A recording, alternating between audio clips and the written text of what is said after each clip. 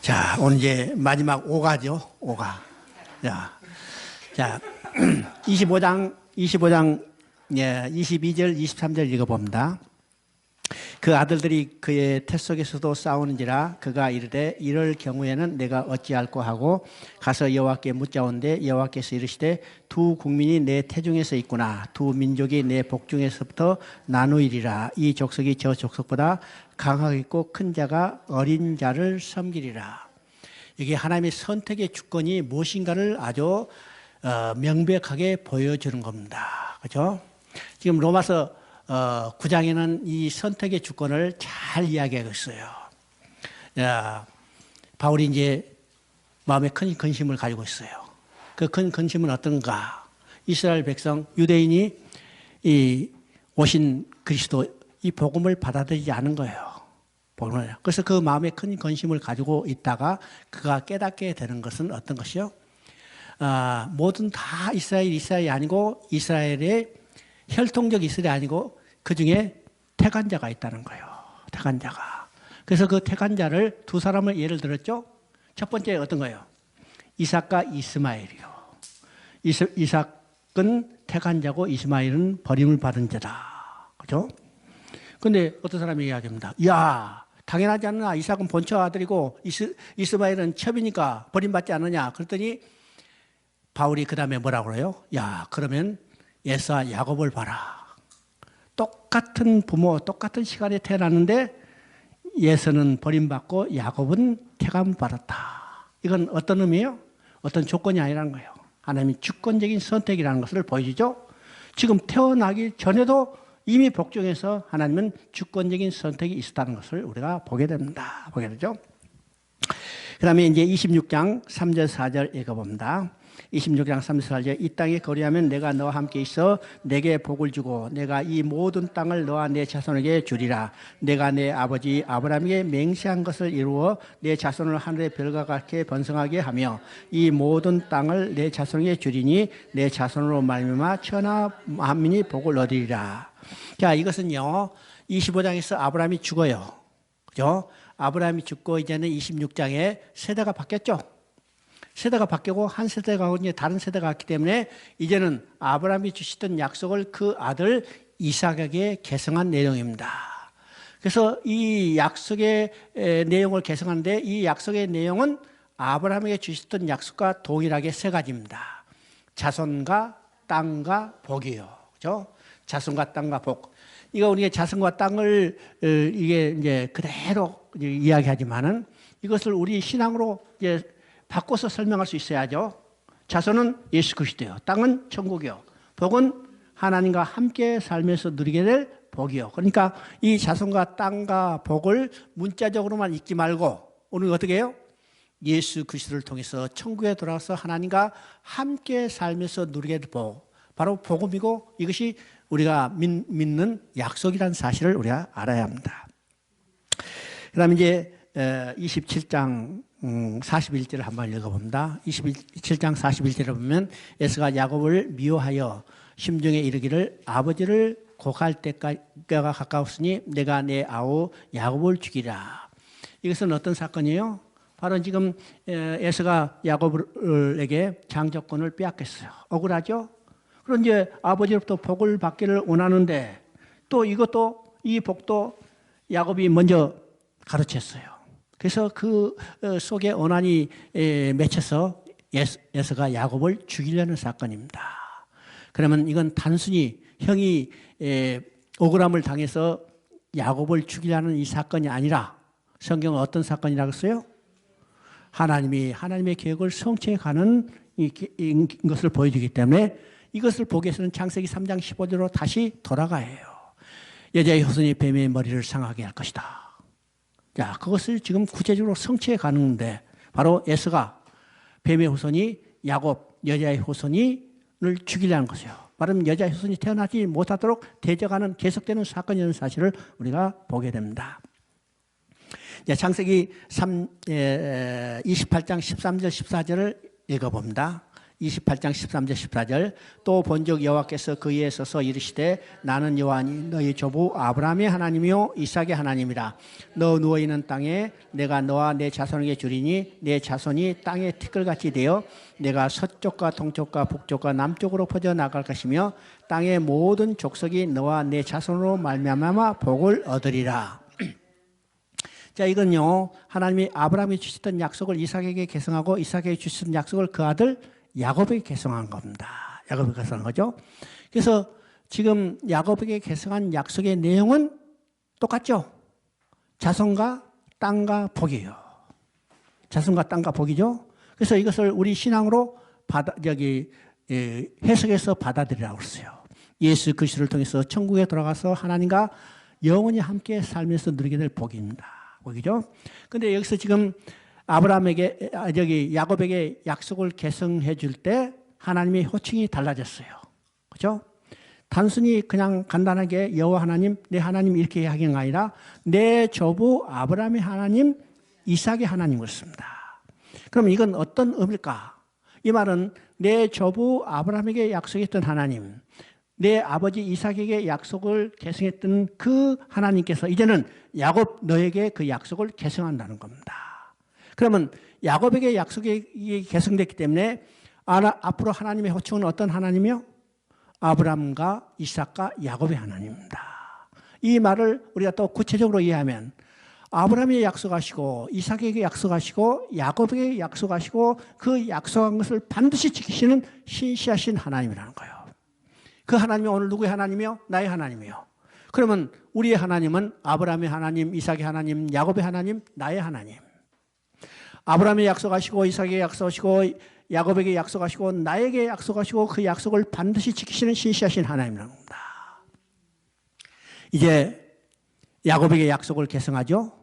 여러분요, 이 약속의 계승을 내용을 보면 아브라함의 약속을 하시고 이삭에게 약속할 때는 아브라함의 아버지 아브라함이 죽은 후에 하나님께서 이삭의 약속을 계승했어요. 그런데 지금 야곱에게 약속을 계승할 때는 아버지 이삭이 죽었어요, 살았어요?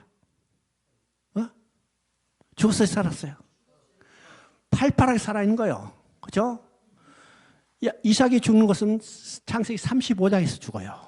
그러니까 지금은요, 팔팔하게 살아있는데, 아니, 그 약속을 이삭에게 계승해버렸어요. 아니, 야곱에게 계승했어요. 이건 어떤 의미일까?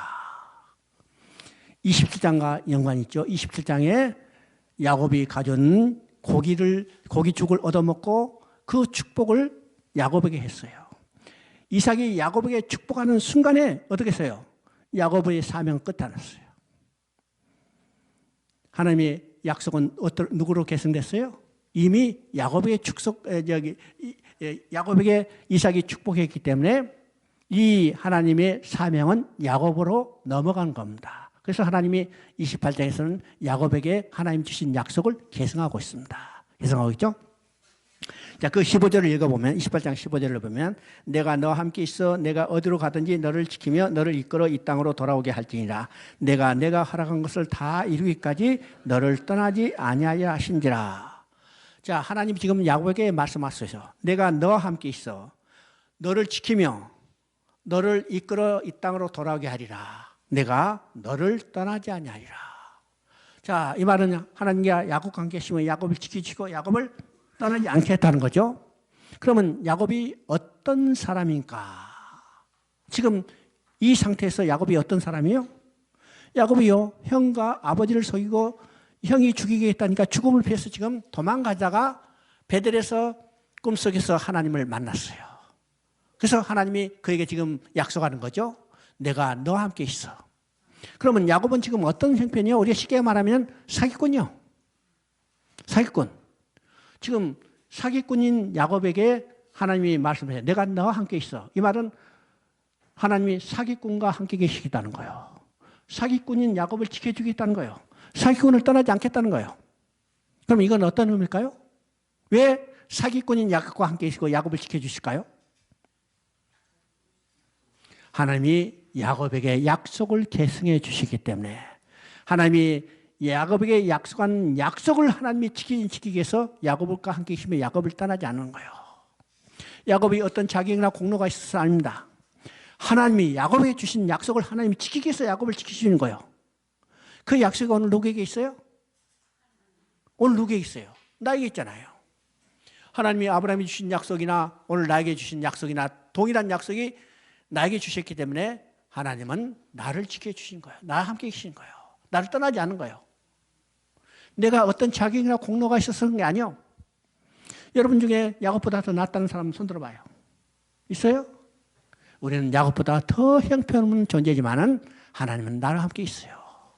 나를 지켜주셔요. 나를 떠나지 않았어요. 왜요? 하나님의 약속이 내게 있기 때문입니다. 내게 있기 때문이죠. 자, 28장 16절 17절 읽어봅니다. 야곱이 잠에 깨어 이르되 여호와께서 과연 여기 계시노를 내가 알지 못했도다. 이에 두려워 이르되 두렵도다. 이것이요 이것은 다름 아닌 하나님의 집이요 이는 하늘의 문이로다. 여기 이제 여기서도 지금 번역을 옛날 한글판 그대로 했으면 참 좋을 텐데 집이라고 했으니까 좀 개념이 다르죠. 옛날 한글판은 전이라고 돼 있어요. 성전. 그죠?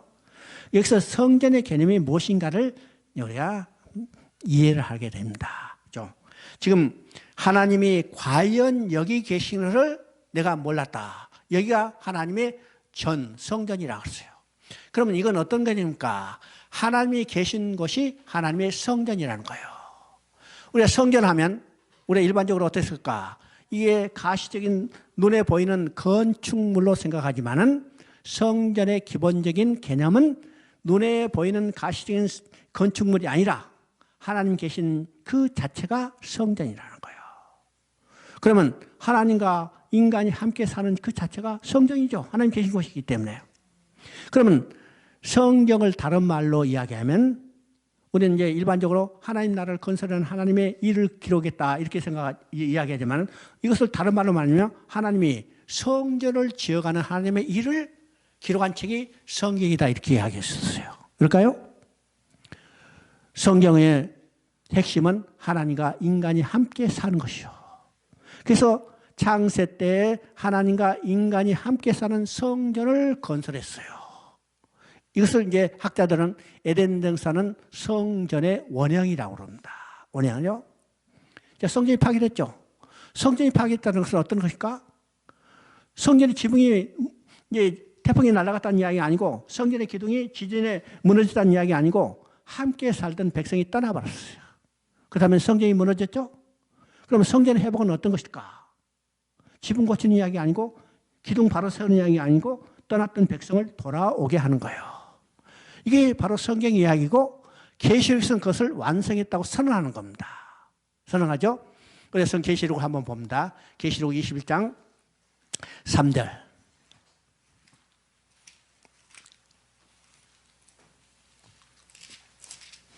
계시록 1장 3절. 모든 내가 들음에 보좌에서 큰 음성이 나서 이르되 보라 하나님의 장막이 사람들과 함께 있으며 하나님이 그들과 함께 계시리니 그들은 하나님의 백성이 되고 하나님은 친히 그들과 함께 계셔서 6절을 보면 또 내게 말씀하시되 이로도다 나는 알파의 오메가요 처음과 마지막이라. 그렇죠? 지금 다 이뤘다고 그랬어요. 그리고 알파 오메가 처음과 마지막을 그랬어요. 근데 무엇을 다 이뤘었어요? 하나님이 장막이 사람과 함께 계시며, 그죠? 하나님이 장막이 사람과 함께 계시며, 이것을 다 이뤘다고 했어요. 다 이뤘기 때문에 오메가요. 그런데 알파, 오메가라 했으니까 알파는 창세 때죠. 창세 때 뭘로 시작했어요? 하나님이 장막을 지었다는 거예요. 그죠? 그래서 이 장막, 사람과 하나님과 인간이 함께 사는 이 성전을 완성했어요. 완성했는데 성전은 눈에 보이는 건물이 아니라는 겁니다. 건물이 아니요. 21장 22절 읽어봅니다. 21장 22절 성 안에는 내가 성전을 보지 못하였으니 이는 주 하나님 곧 전능하신 이와 및 어린 양이 그 성전이심이라. 성전이 있어요 없어요? 어? 성전이 있어요 없어요? 성전은 있어요. 그런데 성전은 보여요 보이지 않아요? 성전은 보여요 보이지 않아요? 보이지 않잖아요. 그러니까 가시는 건물이 아니라는 거예요. 가시는 건물이 아니요. 그렇기 때문에 보이지 않는데 성전이 있어요. 누가 성전? 주 전능하시냐 어린 양이 성전입니다. 이 성경 이야기입니다. 성경 이야기죠. 그 다음에 28장 12절을 읽어봅니다. 28장 12절. 꿈에 본즉 사닥다리가 땅 위에 섰는데 그 꼭대기가 하늘에 닿았고 또 본즉 하나님의 사자가 그 위에서 오르락내리락 하더라. 자, 이것은 어떤 개념인가? 땅과 하늘의 개념이요. 그러면 우리가 땅과 하늘의 개념하면 우리는 어떤 생각이에요? 땅에서 하늘로 도저히 올라가지 못하는 거. 땅에서 하늘로 올라갈 수 있는 불가능의 개념을 이야기하죠. 그러면 하늘에는 하나님이 계시고 땅에는 사람이 있어요. 그렇죠? 그럼 이 말은 다른 말은 말이요. 땅에 있는 인간이 하늘에 계신 하나님께 나아갈 수 없다는 거예요. 나갈 수 없어. 그러면서 우리가 생각해 봅니다. 본래 하나님과 인간은 함께 살았어요. 함께 사는 적이 있어요, 없어요?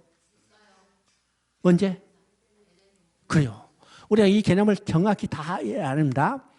하나님과 인간은 본래 함께 산 적이 있어요. 언제? 범죄하고 하나님 앞에 쫓겨나기 전에 에덴 동산에서 살 때 하나님의 창조의 목적이 바로 여기 있어요. 하나님과 인간이 함께 살면서 기뻐하며 즐거워하며 그의 영광을 드러내는 거. 창조의 목적이요. 근데 인간이 범죄하자 하나님 앞에 쫓겨났어. 그래서 인간과 하나님의 사이는 하늘과 땅만큼 도저히 다다를 수 없는 간격으로 벌어졌어요. 뭐 때문에? 죄 때문에요. 그런데 하나님은 인간과 계속의 교제를 원하시죠? 자녀가 아무리 못된 살인죄를 범했다 하더라도 그 부모는 자식으로부터 마음이 떠나지 않는 거예요. 이게 누구의 마음이요? 하나님의 마음이요. 그래서 땅에서 하늘로 올라가는 사닥다리를 놓고 그 사닥다리 위로 하나님의 사자가 오르락내리락 하는 거예요. 이건 하나님과 인간이 교제하기를 원하시는 거죠. 그러면 이 사닥다리는 누구를 이야기해요? 중보자 대신 예수 그리스도요, 길 대신 예수 그리스도를 예배해요. 이 사닥다리 꿈은 요한복음 1장 51절에 예수 그리스도에서 성취되는 것을 증거하는 겁니다. 증거하는 거죠. 자, 이제 29장부터 이제 보면 야곱이 하란으로 갔어요. 하란으로 가가지고 라헬과 결혼하고 싶었는데 레아가 결혼했어요. 또 이 라헬의 질투에 의해서 첩들 두 사람을 얻죠. 얻어가지고 네 마누라를 통해서 어떻게 해요? 13자녀예요. 결과적으로. 딸 디나가 있으니까 아들 12하고 이 딸 디나 13자녀를 얻게 되는데 이건 뭐 딸 디나는 알고 이제 12자녀를 얻게 되는 거예요. 참 놀라운 일이죠. 한 여자만 데리고 샀다면 12를 못 얻었을지도 몰라. 그런데 하나님은 이게 놀라운 섭리입니다. 인간의 이 잘못된 생각을 가지고 하나님은 선한 일을 이루어 가시는 겁니다. 이런 아니죠? 그래서 지금 이 질투로 인해서 잘못된 결혼으로 인해서 결과적으로 12아들을 얻게 되고 결국은 이스라엘은 12지파를 기초로 가지고 되게 되는 겁니다. 그런 거죠. 이것이 이제 29장의 내용. 그 다음에 30장, 31장은 이제 이삭이 하란에 가서 생활했던 내용입니다. 여러분 이 내용을 보면 이삭이 얼마나 아직도 변화되지 않은 자기의 지혜와 기술과 능력으로 살려고 했는가를 그대로 보여주는 겁니다. 이것이 극단적으로 보이는 것이 32장의 사건입니다. 32장의 사건. 이제 32장을 24절부터 28절까지를 한번 읽어봅니다. 32장 24절부터 28절. 야곱은 홀로 남았더니 어떤 사람이 날이 새도록 야곱과 씨름하다가 자기가 야곱을 이기지 못함을 보고 야곱의 허벅지 관절뼈를 치매 야곱의 허벅지 관절이 그 사람을 씨름할 때 어긋났더니 그가 이르되 날이 새려 하니 나로 가게 하라. 야곱이 이르되 당신이 내게 축복하지 아니하면 가게 하지 아니하겠나이다. 그 사람이 그에게 이르되 내 이름이 무엇이냐? 그가 이르되 야곱이니이다. 그가 이르되 내 이름을 다시는 야곱이라 부를 것이 아니요 이스라엘이라 부를 것이니 이는 내가 하나님과 사람으로 더불어 겨루어 이겼습니다. 우리가 이 내용은요 비교적 익숙한 내용이에요. 많은 이제 기도를 강조하고 기도에 대해서 책을 쓴 사람 보면 이제 성경에 나오는 대표적인 기도의 예문들을 이제 이것도 많이 써요. 많이 쓰죠. 아브라함의 중보기도, 야곱의 약공의 기도, 그 다음에 모세의 기도, 그다음에 한나의 기도, 뭐 많이 기도 이제 예물 써요. 이 야복강의 기도합니다. 근데 나는 그 내용을 볼 때 이건 조금 잘못 성경을 이해한 것이 아니냐 이렇게 생각해요. 야복강의 기도, 야곱의 야복강의 기도. 내가 볼 때는요, 지금 야곱이 야복강에서 기도했다는 말이 없어요. 그죠? 여러분 잘 읽어보면 야곱이 야복강에서 기도했다는 내용이 나오지 않습니다. 근데 어떤 사람은 이야기해요. 야, 씨름이 이제 기도다 이렇게 하는데요. 만약 씨름을 기도다고 이해한다 하더라도 씨름의 주체가 누굴까? 야곱이 아니라는 사실입니다. 어떤 사람이 야곱을까 씨름하더니 없어요. 그러면 이 씨름의 주체는 누구냐면 어떤 사람이에요. 그러면 주체가 어떤 사람이기 때문에 어떤 사람이 자신의 목적을 달성하기 위해서 야곱을 붙들고 씨름하는 겁니다. 씨름한 거죠. 그러면 이 씨름의 결과는 어떻게 됐을까? 자, 이건 다 생략하고 씨름의 결과는 어떤 사람이 야곱을 이스라엘로 바꿔줘요. 그럼 성경은 말이죠. 이 어떤 사람은 하나님이라고 그래요. 하나님이 계획과 목적을 달성하기 위해서 야곱을 붙들고 씨름하고 결과적으로 이 씨름의 결과 야곱을 이스라엘로 바꿔주는 겁니다. 바꿔줘요. 그러면 이것은 어떤 내용인가? 하나님의 계획과 약속을 성취해가는 내용입니다. 지금 이 내용은 이미 아브라함에게 약속했죠. 아브라함에게 약속한 내용이 내가 너로 큰 나라를 이루리라, 민족을 이루리라. 그런데 지금 아브라함도 한 사람, 이삭도 한 사람, 그렇죠? 그래서 지금 민족이 되지 못해요. 나라가 될 수 없어요. 그래서 하나님은 하나님의 계획을 성취하기 위해서 야복강에서 지금 하란에서 가나안 땅으로 돌아가고 있는 야곱을 붙들고 야곱을 씨름하다가 지금 야곱을 이스라엘로 바꿔주는 겁니다. 자, 야곱은 여기서요 이스라엘로 바꿔지기 때문에 이스라엘 민족의 조상이 되는 거고 야곱의 12아들은 이스라엘 민족, 이스라엘 국가의 12지파가 되는 겁니다. 12지파가 되죠. 자, 이 바로 이제 창세기 32장의 핵심의 내용은 바로 여기 있어요. 야곱을 아브라함으로 이스라엘로 바꿔주는 데 있습니다. 바꿔주는 데죠. 자, 36장 6절을 한번 읽어보면, 이제 야곱이 지금 이스라엘로 바꿔졌지만은 이스라엘이 금방 변했는가? 변하지 않았어요. 변하지 않았죠? 33장에 보면 어떻게 해요? 야곱이 베델로 돌아가지 않고 세겜으로 갑니다. 세겜. 아직도 이방 땅에 그대로 남아있는 거죠. 그래서 베델로 돌아가야 하는데 세겜으로 돌아가기 때문에 하나님은 그를 징계하는 겁니다. 어떤 징계요? 딸 디나가 강간을 당하고 그 일로 해서 시몬과 르벤과 지금 이스라엘 족속을 완전히 진멸하는 무서운 범죄를 저지르는 겁니다. 그렇죠?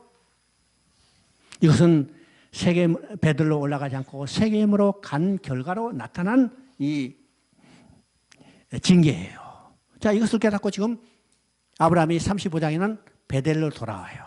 베델로 돌아오죠. 베델로 돌아와서 하나님은 아브라함을 또 시험하는데 그 시험이 어떤 것일까? 아브라함이 사랑하는 자를 다 뺏어가는 겁니다. 뺏어가는죠. 누구가 죽어요? 아버지가 죽어요. 이삭이 죽죠. 누가 죽어요? 가장 사랑하는 아내 라헬이 죽습니다. 또 누가 죽어요? 유모가 죽습니다. 유모가. 자, 유모는 자기를 키워주는, 젖먹이에서 키워주는 엄마죠. 이게 죽는다는 것은 사랑하는 사람이 다 하나님이 뺏들어가요. 이것이 하나님의 훈련입니다. 훈련이에요. 야곱이 이스라엘로 하나님이 바꿔줬다 하더라도 순간적으로 확 변한 게 아니고 오랜 연단의 시간이 필요하다고 또 자기가 지키고 하는 그 귀한 것들을 하나님이 뺏어감으로 오직 하나님만 의지하는 사람으로 바꿔가는 겁니다. 이것이 소위 말해서 우리의 성화의 과정과 비슷해요. 그래서 우리 성경을 보면요. 창세기 이제 전부 50장 중에 이제 12장부터 네 사람의 중요한 인물이 나오죠. 아브람, 이삭, 야곱, 요셉. 그러면 이 네 사람 중에서 가장 길게 기록된 사람이 누굴까? 누굴까요? 누굴까? 야곱이에요. 야곱은요, 창세기 50장 중에서 25장이 기록되어 있어요. 25장. 25장에 태어나죠? 그 다음에 50장에서 장례 지내는 내용이요. 50장에서. 49장에서 죽고 50장에서 장례 지내는 내용이요. 그 중에 한 장이 빠져요. 그 한 장은 어디서 빠져요? 어디서 빠져?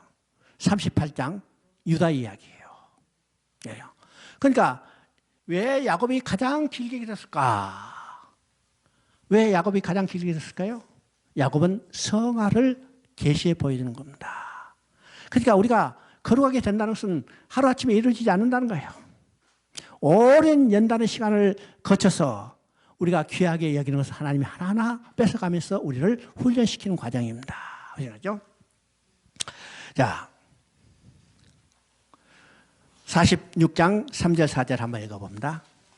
46장 3절 4절.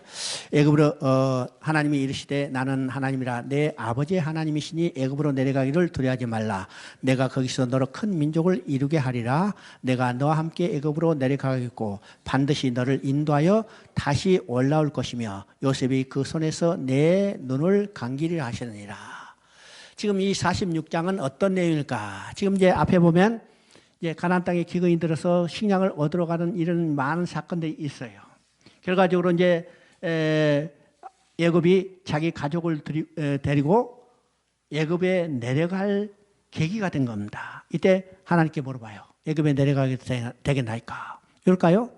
애굽은 이방 땅입니다. 이방 땅의 약속이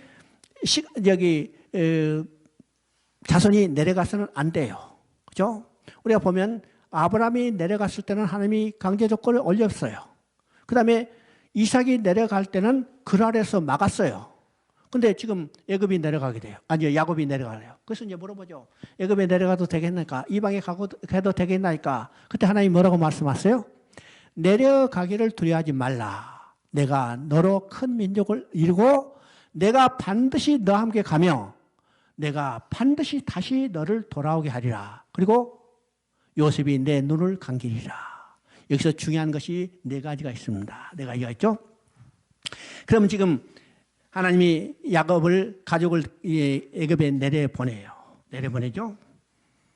내려보내는 하나님의 계획과 목적이 있다는 겁니다. 그 목적은 뭘까? 첫째는 너로 큰 민족을 이루겠다는 겁니다. 큰 민족을 이루려. 그러면 이 큰 민족을 이루겠다. 애굽에 내려가라. 내가 다시 돌아오게 하다. 그러면 애굽에서 큰 민족으로 이루게 하시고 큰 민족이 되면 하나님이 다시 돌아오게 하시겠다는 거예요. 반드시 내가 다시 돌아오겠다 그러죠. 바로 이것은 창세기 12장과 15장에서 하나님이 아브라함에게 주시던 약속을 성취해 가는 겁니다. 자, 창세기 15장에서 뭐라고 써요? 내가 너로 큰 민족을 이루라. 그리고 이 땅을 내 후손에게 주리라. 그 후손에게 주는 땅은 어떻게 주겠어요? 내 후손이 이방에 계기 되어 그들을 섬기고 내가 괴롭힘을 당하고 400년 만에 내가 이 땅으로 돌아오게 하리라. 자, 그 약속을 성취하기 위해서 야곱의 가족을 애굽에 내려보내는 겁니다. 지금 야곱의 가족은 몇 명인가? 70명이에요. 70명이 민족이 될 수 없죠. 70명이 국가가 될 수 없죠. 그래서 70명밖에 되지 않는 이 야곱의 가족을 애굽에 내려보내서 하나님의 계획과 목적대로 큰 민족이 성취되고 큰 민족으로 성취되면 그들을 다시 돌아오게 하겠다는 겁니다. 그렇죠? 그래서 하나님은 하나님의 계획과 목적을 그대로 성취해 가는 것을 보게 됩니다. 우리 창세기 37장을 보면 요셉이 자기 형들의 미움을 받아서 애굽에 팔려갔어요. 애굽에 팔려갔죠. 근데 시편에는 뭐라고 그럴까? 시편 115편 17절을 보면 하나님이 한 사람을 먼저 보내셨으며 요셉이 종으로 팔려갔다. 그러면 요셉이 지금 종으로 팔려가는 것도 하나님의 계획과 섭리 속에 다 있다는 겁니다. 섭리 속에 들어가 있죠? 자, 요셉은요, 애굽에 종으로 팔려갔어요. 팔려갔어. 그 생활이 얼마나 고달플까요? 고달파. 근데 요셉의 인생 가운데 한마디 원망도 불평도 없어요. 그리고 45장에 보면 자기를 팔았던 원수 같은 형들을 만난 자리에서 요셉의 고백이 뭘까? 우리 45장을 봅니다. 45장 7절 8절. 하나님이 큰 구원으로 당신들의 생명을 보존하고 당신들의 후손을 세상에 두시려고 나를 당신들보다 먼저 보내셨나니 그런즉 나를 이리로 보낸 이는 당신들이 아니요 하나님이시라. 하나님이 나를 바로에게 아버지로 삼으시고 그 온 집의 주로 삼으시며 애굽 온 땅의 통치자로 삼으셨느니라. 이것이 요셉의 신앙 고백이에요. 지금 이 자리는 어떤 자리예요? 자기를 팔았던 원수 같던 형을 만난 자리입니다. 그러면 요셉은 자기 형들에게 얼마든지 복수할 수 있어요. 요셉은 지금 어떤 위치요? 애굽의 총리예요. 오늘 한국 총리는 별로 힘도 없지만은 애굽의 총리는 대단한 사람이었어요. 성경에 보면 거기 나오죠. 모든 정책을 여기 요셉이 다 행한 겁니다. 굉장한 실권자죠. 지금 총리가 식량 얻으러 온 거지 10명, 자기 거지 10명 얼마든지 지도세도 모르게 처리할 수 있어요. 그런데 요셉이 지금 뭐라고 했어요? 당신 두려워하지 마세요. 나를 이곳으로 보낸 것은 당신들이 아니에요. 하나님이시라. 큰 구원으로 당신의 생명을 보존하기 위해서 하나님께서 나를 먼저 보내시나니 두려워하지 마세요. 이 말은 어떤 것이요? 애굽에 내려보내고 애굽에서 또 감옥에 들어가고 이 억울한 옥살이를 하는 모든 것도 하나님의 주권적인 섭리에서 이루어졌다는 사실을 알고 이 주권적인 섭리는 하나님께서 그 조상들의 약속한 것을 성취해 가는 과정이라는 사실을 요셉은 확실히 믿고 있었던 겁니다. 오늘 우리도 마찬가지죠. 우리에게 나타난 여러 가지 사건들 많죠. 정말 우리에게 닥쳐오지 않았으면 사건들, 우리에게 그 사건은 빨리 지나고 싶은 사건들, 지금 코로나도 이건 마찬가지예요. 마찬가지죠. 그러나 이 모든 것도 하나님의 주권 속에 있다는 사실입니다. 하나님의 섭리 속에 있다는 사실이에요. 그래서 우리가 역사를 보든지 환경을 보든지 이 모든 것을 볼 때 그 환경 속에 역사 속에 하나님의 섭리의 손길이 있다는 사실을 우리는 알아야 해요. 이것이 요셉의 신앙 고백입니다. 신앙 고백이요. 자, 큰 민족을 이루고 내가 너와 함께 하리라. 하나님은 그 70명만 보낸 게 아니고 하나님이 그들과 함께 계시다는 거예요. 어렵고 힘든 자리로 보내시면서 하나님은 그들과 따라가서 그들과 함께 계시다는 겁니다. 하나님 말씀하시죠. 내가 절대로 너를 버리지 아니고 떠나지 아니하리라. 이것이 창세 이후에 계속되는 하나님이 그 백성들에게 하신 말씀이에요. 말씀이죠. 창세기 2장 17절에 선악과를 따먹지 말라. 먹으면 반드시 죽으리라. 이 말씀은 어떤 말씀이라고 했어요? 내가 이 약속만 지키면 영원히 너와 함께 살겠다는 생명의 말씀입니다. 그렇죠? 이것이 하나님 마음이에요. 그래서 내가 너와 함께 하리라. 그리고 내가 반드시 너를 다시 돌아오게 하리라. 이건 출애굽의 약속이 있습니다. 그리고 요셉이 내 눈을 감기리라. 이것은 마지막 축복이죠. 자식이 부모의 임종을 바라보며 눈을 감긴다는 것은 그것도 축복이에요. 축복이요. 나는 항상 생각하는데, 나는 군대 생활할 때 우리 아버지가 돌아가셨어요. 지금 작전 중에 내가 작전 장교를 하고 있는데 전보가 왔어요. 옛날에는 전보잖아요. 전화 놓고. 전보를 받는데 전보가 우리 집에서 보낸 이틀 후에 전보가 도착했어요. 우리 아버지 이동하다고. 대대장한테 이야기하니까 야, 훈련 끝나고 가야지. 그래서 훈련 끝나고 3일 훈련 끝나고 집에 가니까 이미 장례 다 치러버린 거예요. 장례 다 치러. 나는 그것도 지금까지 가슴이 아픈 거예요. 우리 어머니가 돌아갔을 때 내가 임종을 했어요. 근데 우리 아버지 돌아갔을 때는 아니 아무것도 모르요. 장례도 못 치르니. 그러니까 자식이 임종을 지키고 그 눈을 감긴다는 것은 인생의 축복입니다. 축복이 있다는 거예요. 자, 48장을 한번 봅니다. 48장, 49장. 49장 8절부터 10절까지를 한번 읽어보십니다. 49장 8절부터 10절. 유다야, 너는 내 형제의 찬송이 될지라. 내 손이 내 원수의 목을 잡을 것이요 내 아버지의 아들들이 내 앞에서 절하리로다. 유다는 사자 새끼로라. 내 아들아, 너는 움킨 것을 찢고 올라갔도다. 그가 엎드리고 웅크림이 수사자 같고 암사자 같으니 누가 그를 범할 수 있으리야. 그가 유다를 떠나지 아니하며 통치자의 지팡이가 그 발 사이에서 떠나지 아니하시기를 실로가 오시기까지 이르리니 그에게 모든 백성이 복종하리로다. 야곱이 이제 애굽에 내려갔습니다. 47장을 보면 야곱이 이제 내려가서 이제 바로도 이제 야곱을 초청했기 때문에 네 아버지 왔느냐? 예, 왔어요. 한번 만나보자. 그래서 이제 야곱이 자기 형제들을 몇 사람 이제 뽑아가지고 자기 아버지와 함께 바로 앞에 섰습니다. 바로 앞에 섰죠. 자, 여기서 중요한 것을 우리가 깨닫게 됩니다. 바로가 야곱에게 물어봐요. 너 나이 몇 살이야? 자, 사람을 만났을 때 기죽이는 방법이 나이가 많은 거죠. 나이부터 물어보고, 이름부터 물어보고, 나이 물어보고, 그 다음에 고향 물어보고. 그죠? 나이 물어보고, 나이가 한 살이라도, 아니요. 한 달이라도 빠르면 지가 높은 자리예요. 그래서 이제 기죽이려고, 너는 나이 몇 살이냐 했더니 야곱이 뭐라고 했어요? 내가 130년 살았는데 험한 세를 보나이다. 그 다음에 중요한 말이 있어요. 야곱이 바로를 축복했다고 했습니다. 야곱이 바로를 축복했어요. 축복은요, 높은 사람이 낮은 사람을 향하여 복을 빌어주는 겁니다. 이게 축복이에요. 축복. 근데 지금 야곱이 바로를 축복했어요. 야곱이 바로를 축복했어요. 누가 높아요? 바로는 지금 대제국의 황제예요. 야곱은 식량 얻으러는 거지대장. 그죠? 누가 높아? 누가 더 높아? 황제가 더 높잖아요. 황제가 더 높아. 근데 야곱이 바로를 축복했어요. 축복은 뭐라고 했어요? 높은 사람이 낮은 사람을 향해 복을 빌어준다는 거예요.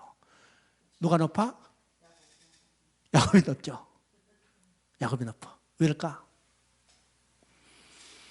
지금까지 야곱은 오랜 연단의 기간을 통해서 모든 자기의 인생을 버렸어요. 그렇죠? 지금까지는 자기 지혜와 기술과 능력으로 살았던 야곱인데 이 오랜 연단의 기간을 통해서 하나님이 야곱이 기하고에 생각하는 모든 것을 하나하나 뺏어갔어요. 뺏어갔죠?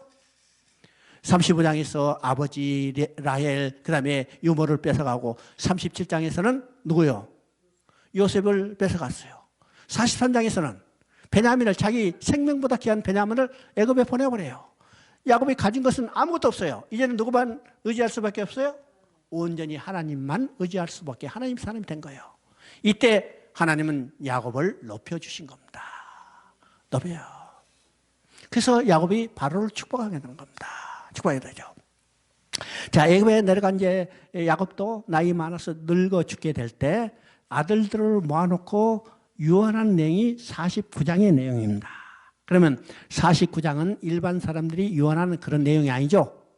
일반 사람이 유언하는 내용은 보편적으로 어떤 것이냐면 재산 상속에 관한 것들이요. 그래서 유언장 가지고 지금 살인까지도 하고 이 다툼이 나타나죠. 근데 야곱은 어차피 애굽에 내려간 나그네니까 상속일 재산 없어요. 그래서 야곱의 유언은 어떤 것일까? 하나님께서 야곱에게 선지자의 영을 주셔서 이 아들들이 맞이할 미래에 대해서 그대로 예언하는 겁니다. 예언하는 거예요. 그러면 그 핵심이 누구였냐? 지금 읽은 유다입니다. 유다. 그러면 유다는 지금 세 가지로 유다의 후손 가운데 나타날 일을 이야기하는데, 그럼 그 어떤 것이요? 첫째는 8절에 보니까 유다의 너는 형제의 찬송이 될지라 그랬죠. 유다에게 지은 형제의 찬송이 될지라 그랬어요. 그러면 유다 자신을 볼 때는 찬송받을 자가 아니라 어떻게 해요? 저주받을 자예요. 유다는 어떤 일을 저질렀어요? 이방 여자와 결혼하고 또 자기 며느리하고 부적절한 관계를 맺었어요. 이건 인간적으로 요거들 먹을 자리죠. 그런데 찬송받을 자다, 이 말은 어떤 말인가? 유다 자신이 아니고 유다 후손 가운데 영원히 찬송받을 자가 오실 것이라는 거예요. 그러면 이 영원히 찬송받을 자는 누구세요? 우리 주 예수 그리스도예요. 그죠? 두 번째는 내 손이 내 원수의 목을 잡을 것이요. 이건 결정의 승리를 이야기하죠. 더 나아가서 유다는 사자 새끼로다. 그죠? 사자 새끼. 사자는요, 백성의 왕입니다. 그러면 내 원수의 목을 잡을 것이요. 사자 새끼라. 이 말은 결정의 승리자가 나올 것을 이야기해요. 그러면 결정적인 승리자는 언제부터 이야기했어요? 창세기 3장 10부터 여자의 후손이 뱀의 머리를 상하게 할 것이라 이 말씀부터 시작해서 아브라함에게 주신 말씀, 또 리브가에게 주신 말씀, 이 연결이 되는 거죠. 그리고 지금 유다에게 약속하시는 것은 유다 후손 가운데 결정적인 승리자가 나오실 건데 그 결정적인 승리자 누구냐? 곧 여자의 후손으로 오실 예수 그리스도입니다. 예수죠. 세 번째는 유다는 규가 유다를 떠나지 아니하며 동시에 통치의 지팡이가 그 발 사이에 떠나지 아니하고, 규와 통치의 지팡이는 바로 왕권을 상징해요. 그러면 유다 후손 가운데 누가 태어날 것인가? 왕이 태어날 것을 이야기합니다. 그러면 이 왕에 대한 이야기는 누구부터 이야기했을까? 누구부터 이야기했을까? 아브라함에게 이야기했어요. 그 왕에 대한 약속이 야곱에게 계승됐어요. 그리고 야곱이 그 아들 유다를 통해서 이야기하죠. 내 후손 가운데, 그죠? 유다 후손 가운데 왕으로 나오실 분이 있을 것이다. 그죠? 그러면 아브라함에게 약속한 것은 창세기 17장 6절에 나옵니다. 야곱에게 약속한 것은 창세기 35장 11절에 나와요. 여러분 이제 성경 한번 찾아보세요. 그리고 지금 야곱이 유다에게 유언하는데 유다 후손 가운데 왕으로 태어날 것을 예언했는데, 자, 룻기 4장 22절을 보면 이 족보 마지막에 다윗이 나와요. 다윗이 나오죠? 그러면 다윗을 왕으로 1차적으로 준비했지만은 그 다음에 궁극적으로 누구요? 유다 후손 가운데 왕으로 오실 예수 그리스도를 증거하고 있습니다. 증거하고 있죠? 그러니까 여자의 후손은 다윗의 유다 지파에서 나올 것을 여기서 증거하고 있습니다. 증거하겠죠? 자, 창세기 50장 26절 한번 읽어봅니다. 창세기 50장 26절. 요셉이 110세의 죽음에 그들이 그의 몸에 향재를 넣고 애굽에서 입관하였더라. 자, 그러니까 이건 참 우리가 무심코 보낼 내용이 아니란 사실입니다. 지금 창세기는요, 두 사람이 죽음이 나타나요. 두 사람이 죽음이. 첫째 누구예요? 야곱의 죽음이에요. 자, 야곱은요 49장 33절에 죽었지만은 장례 지내는 것은 50장에서 나타나죠. 그리고 요셉의 죽음이 나타나요. 그러면 창세기는요 창조로 시작했는데 그 끝은 뭘로 끝나요? 죽음으로 끝나요. 죽음으로 끝나. 자, 그리고 창세기가 죽음으로 끝났다는 것은 인간으로는 절망이요 자력권의 불가능성을 마지막을 통해서 보여주는 겁니다. 보여주죠? 그리고 창세기하고 출애굽기가 이제 연결이 되는데 우리는 창세기하고 출애굽기 그다음에 구약과 신약의 큰 틀을 볼 수 있어야 합니다. 자, 창세기는 창조로 시작해서 지금 요셉의 죽음으로 끝났어요. 인간 자력의 권의 불가능성은 절망으로 끝났지만은 이 절망으로 끝내지 않고 하나님은 소망을 주시는데 바로 이것이 소망을 주시는 것이 출애굽기예요. 출애굽기에 모세가 출생으로 시작해요. 자, 출애굽기 2장 2절을 보면 2장 2절을 한번 보시면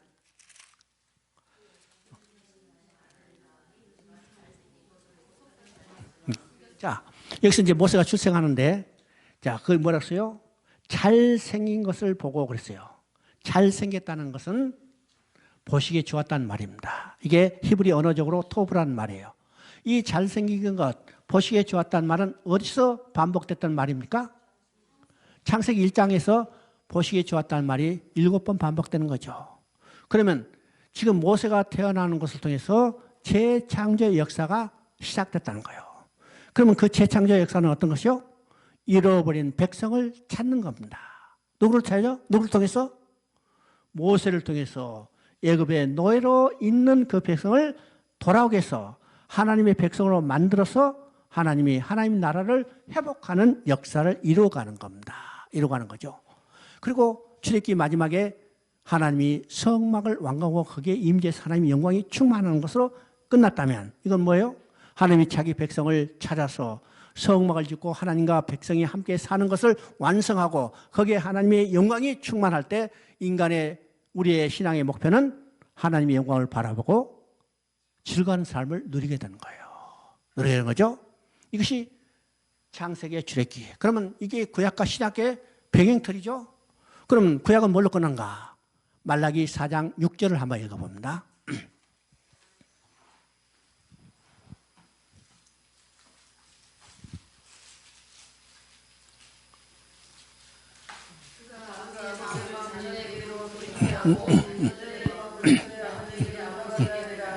야, 이것이 구약의 마지막 말이에요. 그죠?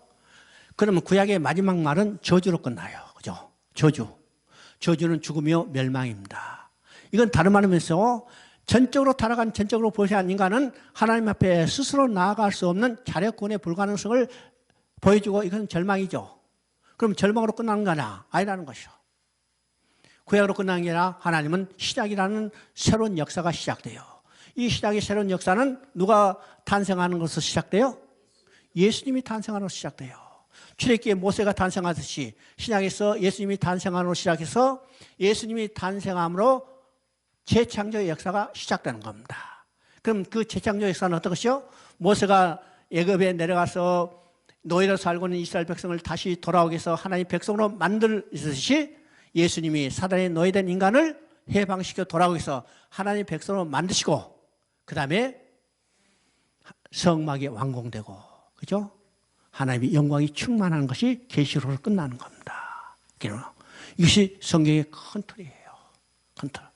그러니까 우리의 신앙의 궁극적인 목표는 뭘까? 하나님께 돌아가서 하나님의 영광을 바라보고 즐거운 삶을 누리는 겁니다. 이 땅에서 얼마나 잘 먹고 잘 살고 누리고 사는 것이 아니에요. 하나님께 돌아가서 하나님의 영광을 바라보고 즐거운 삶을 누리는 것이 우리의 신앙의 궁극적인 목표라는 사실을 알아야 합니다. 이 하나님께 돌아가서 하나님과 영원히 함께 살면서 기뻐하며 즐거운 삶을 누리는 것이 하나님의 창조의 목적이고 이 창조의 목적을 회복하는 것이 하나님의 구원계획이고 이것이 계시록에서 완성했다는 것을 선포하는 겁니다. 선포하는 거예요. 자, 됐죠? 4시 됐어. 야, 이제 1시간 단위로 딱딱 해서 내가 66권 다 이제 한번 살펴보려고 합니다. 자, 기도하십시다. 고마우신 하나님 아버지, 바쁘고 힘든 우리 삶 가운데도 주님께서 우리의 특별히 은혜로 허락하사 말씀을 배울 수 있도록 시간을 허락하신 것 감사드립니다. 하나님 아버지, 우리에게 주어진 이 시간을 우리가 더욱더 사랑하고 아껴서 열심으로 하나님의 말씀을 배우고 그 말씀의 토대에 우리 신앙이 더욱더 굳건해져서 오직 주님만 의지하고 바라보고 주님께 모든 주권을 맡기는 우리의 삶이 되도록 이끌어 주시옵소서. 우리 주 예수 그리스도의 이름으로 기도드리옵나이다. 아멘. 여러분 수고하셨습니다.